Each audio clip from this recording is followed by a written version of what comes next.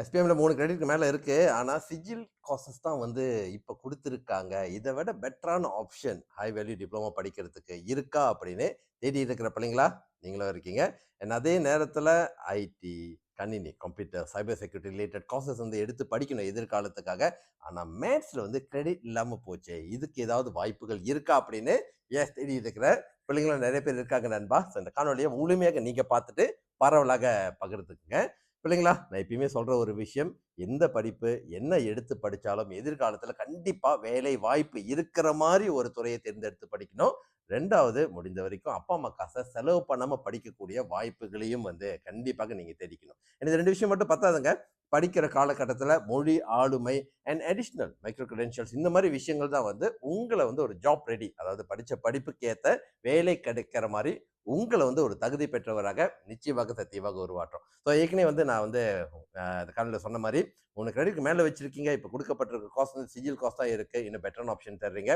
அல்லது எஸ் IT, software engineering, cyber security related courses படிக்கணும் அப்படின்னு அந்த எண்ணம் ஆர்வம் இருக்கு.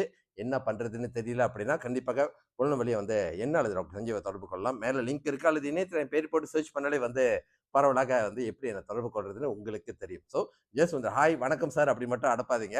புலனம் பண்ணுங்க, உங்க ரிசல்ட் அனுப்பி வைங்க, உங்களோட ஆர்வத்தை எண்ணத்தை வந்து தெரியப்படுத்துங்க.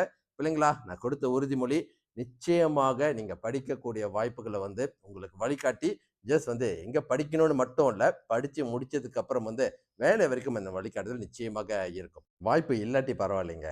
குழப்பத்தினால சரியான வழிகாட்டுதல் இல்லாதனால வந்து பல பேர் வந்து படிக்கிறத தள்ளி போட்டுக்கிட்டு இருக்காங்களே. ஸோ நிச்சயமாக இந்த தகவலும் நாங்க கொடுக்குற வழிகாட்டுதலும் அவங்களும் வந்து பலன் பெறணும் அப்படின்னா அந்த கண்ணொலி வந்து பரவலாக வந்து பகிர்ந்துக்குங்க நண்பா.